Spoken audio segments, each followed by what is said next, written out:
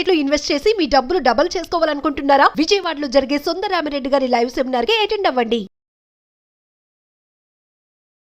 నమస్తే సుందరరామిరెడ్డి గారు. నమస్తే సార్. 2024 ఇయర్ అయితే గడిచిపోయింది. కొత్త సంవత్సరంలోకి వచ్చేసాం మనము. First of all very happy new year to you. Thank you same to sir. So మీరు ఈటీఎఫ్స్ అండ్ దాంతోపాటే మ్యూచువల్ ఫండ్స్లో చెప్తూ ఉంటారు లైక్ రెగ్యులర్గా లాట్స్ ఆఫ్ అప్డేట్స్ మీరు ఇస్తుంటారు కదా. సో ఇందులో ఇదే కాకుండా ఈ గత సంవత్సరంలో ఇండెక్స్ ఫండ్స్ ఏవైతే ఉన్నాయో అది చాలా ముఖ్యంగా చాలా మంది అడుగుతున్నారు. ఎందుకంటే దాని ప్రకారంగానే ఒక కైండ్ ఆఫ్ రేంజ్ అనేది తెలుస్తుంది మనకి. సో వాళ్ళ పర్ఫార్మెన్స్ గత సంవత్సరంలో ఎలా ఉండింది? So last year the best returns ఇచ్చిన ఇండెక్స్ అంటే మైక్రో క్యాప్ 250 అండి. చాలా మంది అనుకుంటారు మైక్రో క్యాప్ చిన్నవి కాబట్టి రిస్క్ ఎక్కువ ఉంటుంది అనుకుంటారు. కరెక్ట్. బట్ లాస్ట్ 4 months నుంచి టూ మచ్ మార్కెట్ వాలటిలిటీ వస్తుంది. నిఫ్టీ ఆల్ టైమ్ హై దగ్గర నుంచి 10% డ్రాప్ అయింది last year all time high నుంచి. But micro cap index down అయింది కేవలం 6%.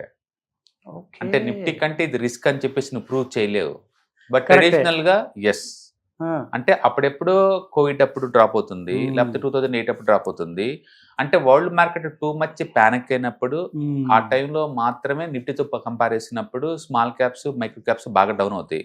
బట్ ఎవ్రీ ఇయర్ అయితే కాదు. ఎవ్రీ ఇయర్ వాలటిలిటీ ఉన్నప్పుడల్లా పడతాయి అని చెప్పేసి మనం ప్రూవ్ చేయలేము. లాస్ట్ టైం ఇంతగా బాగా డ్రాప్ డౌన్ అయింది 2008 లో, అంటే కోవిడ్ టైంలో అంతే. ఈ సంవత్సరం మాత్రం మార్కెట్ ఎంత షేక్నెస్ అవుతున్నా సరే ఎక్కువ రిటర్న్స్ వచ్చింది మైక్రో క్యాప్ 250 అండి. 34% వచ్చింది. నిఫ్టీలో వచ్చింది 10%. ఈ సంవత్సరం నిఫ్టీ రిటర్న్స్ 24 ఎంత 10%. అండ్ మైక్రో క్యాప్ 250 ఇండెక్స్ వచ్చింది 34% వచ్చింది. అంటే దాంతో పోల్చుకుంటే 3.5 times ఎక్కువ వచ్చింది micro cap. Right. Next Nifty alpha 50 అండి, 33% వచ్చింది. ఓకే, అల్ఫా అంటే ఇండెక్స్ ని బీట్ చేసే రిటర్న్స్ ఇచ్చే స్టాక్ లిస్ట్ అనమాట.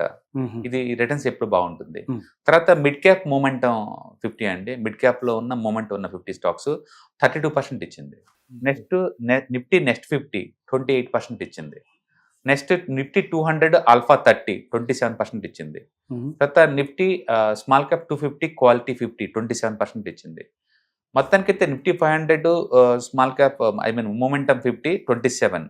అంటే మెజారిటీ ఇండెక్స్లో అంటే అయితే ఎక్సెప్ట్ ఒక లార్జ్ క్యాప్ అండ్ నిఫ్టీ తప్ప మిగతా మొత్తం కూడా యావరేజ్ రిటర్న్స్ 20 అండి. బ్యూటీ ఏంటంటే too much market volatility last 1 year. అంటే due to the FIs heavy selling అయ్యి ఉండొచ్చు, లేదా వార్స్ వల్ల అయి ఉండొచ్చు, లేకపోతే అమెరికాలో ఉన్న ఎలక్షన్స్ వల్ల అయ్యి ఉండొచ్చు. మొత్తానికైతే టూ మచ్ వాలటిలిటీ జోన్కి వచ్చేసాము. ఉండటానికి బుల్ మార్కెట్లో ఉన్న నిఫ్టీ డ్రాప్ అయిన 10% లాగా కనిపిస్తున్నా ఇంటర్నల్ స్టాక్స్ టూ మచ్కి డౌన్ అయినాయి.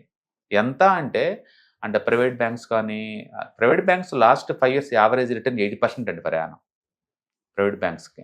ఓకే, అంటే ప్రాఫిటబిలిటీ బాగా పెరుగుతుంది, సేల్స్ బాగా పెరుగుతున్నాయి, బట్ స్టాక్స్ అయితే పర్ఫార్మెన్స్ లేవు.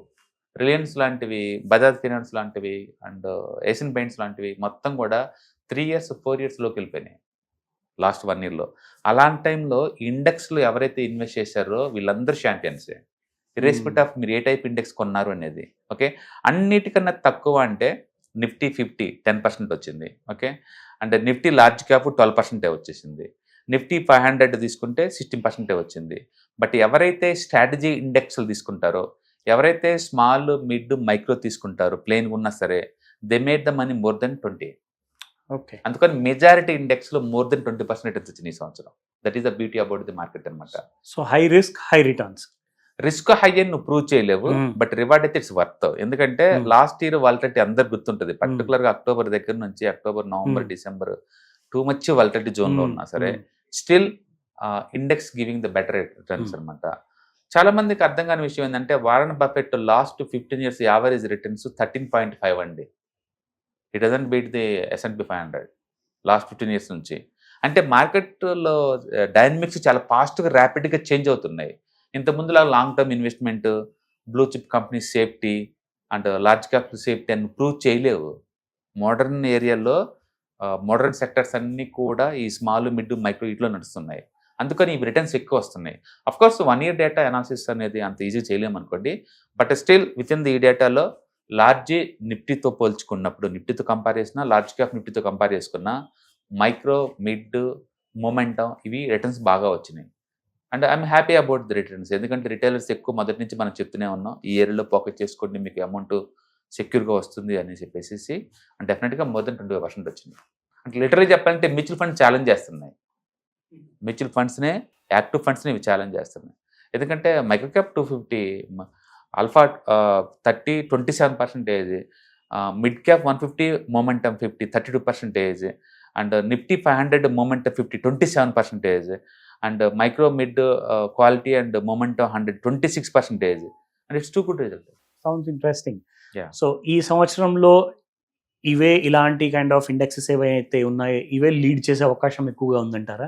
డెఫినెట్గా ఇండెక్స్లో పర్ఫామ్ చేస్తాయండి ఇండివిజువల్ స్టాక్స్తో పోల్చుకుంటే ఏ సంవత్సరం అయినా సరే. కాకపోతే రిటర్న్స్ ఎప్పుడైనా 30, 40 వచ్చిన తర్వాత సైడ్ మార్కెట్లో పోవడానికి ఛాన్స్ ఎక్కువ ఉంటుంది.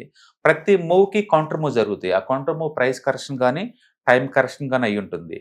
నిఫ్టీ వరస్ట్గా పర్ఫార్మెన్స్ వచ్చింది కాబట్టి ఈ సంవత్సరం కూడా నిఫ్టీ ఫ్లాట్గా ఉండే ఛాన్స్ ఉంది, లేదా కొంచెం పాజిటివ్ బయాస్ మీద ఉండే ఛాన్స్ ఉంది. సో సేఫ్టీ ఎక్కువ ఉందంటే లార్జ్లో ఉంది ఈసారి.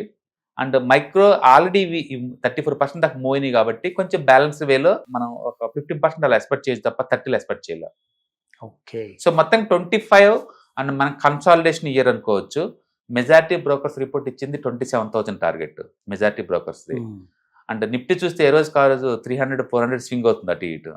కాబట్టి ఎదురువే ఇటు market all time high rich అయినా పెద్ద ఆశ్చర్యపడాల్సిన పని లేదు, మార్కెట్ 22,000కి వచ్చినా పెద్ద ఆశ్చర్యపడాల్సిన పని లేదు.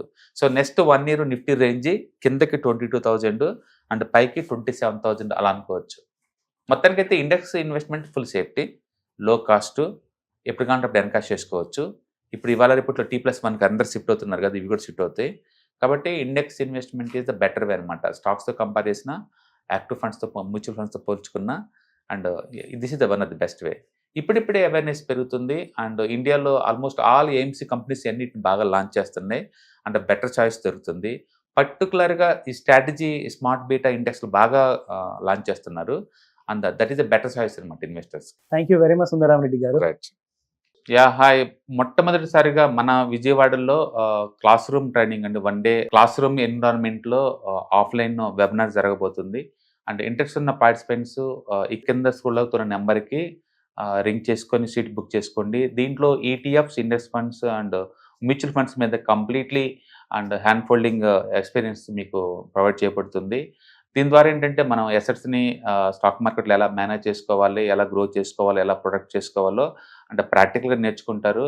అండ్ మీ ఇప్పటి వరకు మనం ఆన్లైన్లోనే మీరు అటెండ్ అవుతున్నారు. ఇక నుంచి మీరు మన విజయవాడ సిటీలోనే అండ్ లైవ్లో క్లాస్ రూమ్ ఎన్విరాన్మెంట్లో నేర్చుకునే ఛాన్స్ దొరుకుతుంది. కాబట్టి ఇంట్రెస్ట్ ఉన్న పార్టిసిపెంట్స్ కింద స్క్రోల్ అవుతున్న నెంబర్కి పింగ్ చేసి సీటు రిజర్వ్ చేసుకోండి. Thank you.